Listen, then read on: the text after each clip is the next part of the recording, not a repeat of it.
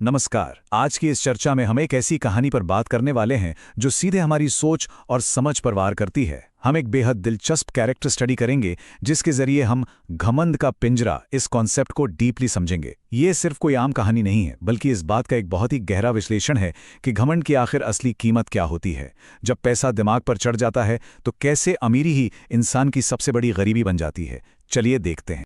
तो सबसे पहले एक बहुत ही बेसिक पर उतना ही गहरा सवाल उठता है, क्या सच्ची वफादारी को पैसे से खरीदा जा सकता है? देखिए, हम सभी कभी ना कभी ये सोचते हैं कि अगर पास में बेहिसाब दौलत हो, दुनिया भर की मटीरियलिस्टिक चीजें हों, तो क्या जिंदगी के सबसे अंधेरे और मुश्किल वक्त में लोग सच में साथ खड़े रहेंगे?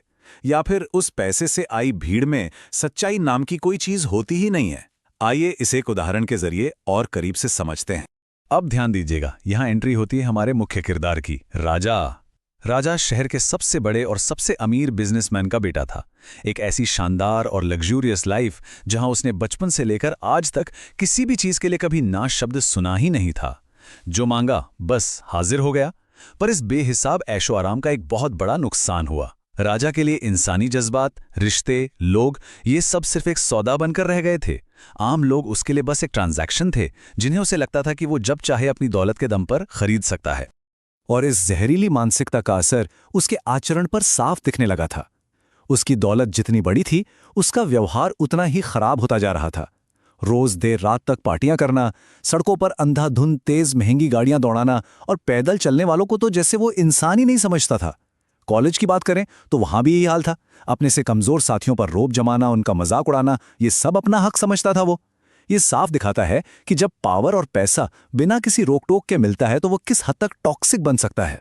इस पूरे रवैये के पीछे एक बहुत बड़ा साइकोलॉजिकल फैक्टर काम कर रहा था, जिसे हम अजेयता का भ्रम या इल्यूजन ऑफ इनविंसिबिलिटी कह सकते हैं। असल में राजा इस गलतफहमी में जी रहा था कि उसके पिता का बड़ा नाम, उनकी ऊपर तक पहुंच और उनका पैसा उसे दुनिया की हर मुसीबत से बचा लेगा। चाहे वो रास्ते पर किसी को टक्कर मार दे या किसी की इज्जत उछाले, उसे लगता था कि कानून और कर्म के नतीजे उस पर लागू ही नहीं होते। ये एक ऐसी सोच है जहां इंसान खुद को पूरी तरह से अनटचेबल समझने लगता है। लेकिन फिर एक दिन ऐसा आया जिसने इस पूरे घमंड के पिंजरे की नींव हिला दी। ये इस विश्लेषण का एक बहुत बड़ा टर्निंग पॉइंट है। हुआ कुछ यूं कि एक दोपहर राजा के अपने ही घर के एक बहुत पुराने, वफादार और बुजुर्ग नौकर, जिनका नाम काका था, उनसे पानी का ग्लास देते वक्त गलती से कुछ बूंदें जमीन पर गिर गई। एक साधारण सी स्थिति थी, लेकिन घमंड में चूर राजा ने वहां अपना आपा पूरी तरह खो दिया। उसने सबके सामने काका को बेहद घटिया शब्द कहे, उनकी गरीबी का मजाक उड़ाया और उनकी सालों की वफादारी एक पल में मिट्टी में मिला दी। इतनी बुरी तरह जलील होने के बाद भी काका ने वहां कोई झगड़ा नहीं किया, ना ही उन्होंने कोई बदतमीजी की। उन्होंने बस अपना सर झुकाया और टूटे हुए दिल से एक ऐसी बात कही जो इस पूरी कहानी की सबसे गहरी सीख बन जाती है। उन्होंने ठहराव के साथ कहा, राजा बेटा, पैसा तो हाथ की मैल है, आज है कल नहीं, पर जो जुबान आपने आज गंदी की है उसका निशान लोगों के दिलों पर हमेशा रहेगा। ये अल्फाज दर्शाते हैं कि दौलत तो छिन सकती है, पर कड़वे शब्दों के घाव हमेशा दिलों में जिंदा रहते हैं। उस दिन काका तो वहां से चले गए, लेकिन अब एक तूफान आने वाला था। और यहां वही सबसे बड़ा सवाल वापस लौट कर आता है, क्या सच में दौलत हर मुश्किल से बचा सकती है? राजा को तो अभी भी यही भ्रम था, लेकिन काका के कहे शब्द अभी हवा में ही थे कि नियति ने राजा के इस घमंड का असली इम्तिहान लेने का फैसला किया। आइए देखते हैं कि जब जिंदगी का पहिया घूमता है तो कैसे इंसान को एक ऐसी जगह लाकर खड़ा कर देता है जहां पैसा बिल्कुल बेकार साबित होता है। अगर इस कहानी की टाइमलाइन पर गौर करें तो कर्मों का चक्र देखिए कैसे पूरा होता है। पहले साल ये कहानी घमंड और लोगों को परेशान करने से शुरू हुई। दूसरे साल ये घमंड काका की उस दर्दनाक बेइज्जती में बदल गया। और फिर आया तीसरा साल। अचानक शहर के बीचों बीच एक भयंकर हादसा हुआ, एक ऐसी दुर्घटना जिसका पूरा जिम्मेदार सिर्फ और सिर्फ राजा की लापरवाही थी। बड़ा नुकसान हुआ और कानून, पुलिस, सामाजिक विरोध सब एक साथ राजा पर टूट पड़े। और इस सब के बाद चौथे साल का नतीजा था पूरी तरह से अकेले पड़ जाना। अब यहां सबसे दिलचस्प बात ये शून्य का आंकड़ा है। ये जीरो कोई आम नंबर नहीं है, ये राजा की बनावटी जिंदगी की सबसे कड़ी सच्चाई है। ये उन सो कॉल्ड अमीर दोस्तों की संख्या है जो इस मुसीबत के वक्त राजा के साथ खड़े थे। जरा सोचिए, जब सच में जिम्मेदारी का डंडा पड़ा तब उन हजारों लोगों की पार्टियों में से एक सिंगल इंसान मदद के लिए नहीं आया। शून्य। किसी ने साथ नहीं दिया क्योंकि सभी उसके बुरे स्वभाव से परेशान थे। उसका अपना ही बनाया हुआ जाल उसके गले की फांस बन गया था।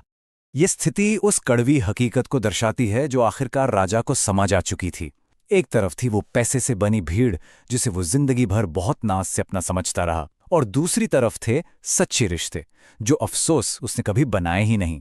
जब सबने मुंह मोड़ लिया तब उसे एहसास हुआ कि उसकी दौलत ने चमचों की भीड़ जरूर खड़ी की थी, पर दोस्ती नाम की कोई चीज नहीं दी। उसने महसूस किया कि उसके बुरे आचरण ने उसे अपने ही आलीशान महल में बिल्कुल अकेला कर दिया है। वो आजाद जरूर था, पर इस घमंड के पिंजरे में पूरी तरह कैद था। तो इस पूरे विश्लेषण से एक फाइनल सवाल निकल कर आता है कि आखिर असली अमीरी होती क्या है। देखिए, अमीर होना या दौलत कमाना, इसमें कुछ भी गलत नहीं है। पैसा हमारी जिंदगी आसान बनाता है, पर इस दौलत के घमंड में अंधा होकर दूसरों को कीड़े मकोड़े समझना, अपनी इंसानियत भूल जाना, सच मानिए इससे बड़ी गरीबी कोई नहीं है। राजा के पास हर लग्जरी थी, सुविधाएं थी, पर अंदर से वो कितना खोखला था क्योंकि उसने सारी जिंदगी सिर्फ कागज के नोट जोड़े, लोगों से सोचे रिश्ते नहीं जोड़े। इस पूरी चर्चा का सबसे अहम निचोड़ यही है कि असली अमीरी बैंक के बैलेंस या उन महंगी गाड़ियों से तय नहीं होती। ये आती है एक इंसान के अच्छे व्यवहार और उसकी नर्म जुबान से। जब सच में वक्त खराब होता है ना, तब कोई गाड़ी नहीं, सिर्फ इंसान का स्वभाव ही उसका सबसे बड़ा साथी होता है। जो लोग अपने पद और पैसे के बावजूद दूसरों की इज्जत करते हैं, वही जिंदगी में सबसे अमीर होते हैं, क्योंकि मुश्किल पड़ने पर लोग खुद आगे बढ़कर उन्हीं का हाथ थामते हैं। इस विश्लेषण को खत्म करने से पहले मैं चाहूंगा कि हम सब इस आखिरी और सबसे अहम सवाल पर थोड़ा रुक कर सोचें। आज की इस भागदौड़ भरी जिंदगी में हम सच में किस तरह की दौलत कमा रहे हैं? क्या हम दिन रात मेहनत करके सिर्फ बैंक अकाउंट में नंबर्स बढ़ा रहे हैं, जिसके आखिर में सिर्फ एक खालीपन और अकेलापन मिलता है? या फिर अपने अच्छे आचरण और नर्म शब्दों से सच्ची इंसानियत का वैसा खजाना भी जोड़ रहे हैं जो बुरे वक्त में हमारी सबसे बड़ी ढाल बनेगा? इस विचार के साथ हम आज का ये विश्लेषण यहीं समाप्त करते हैं। बहुत बहुत धन्यवाद।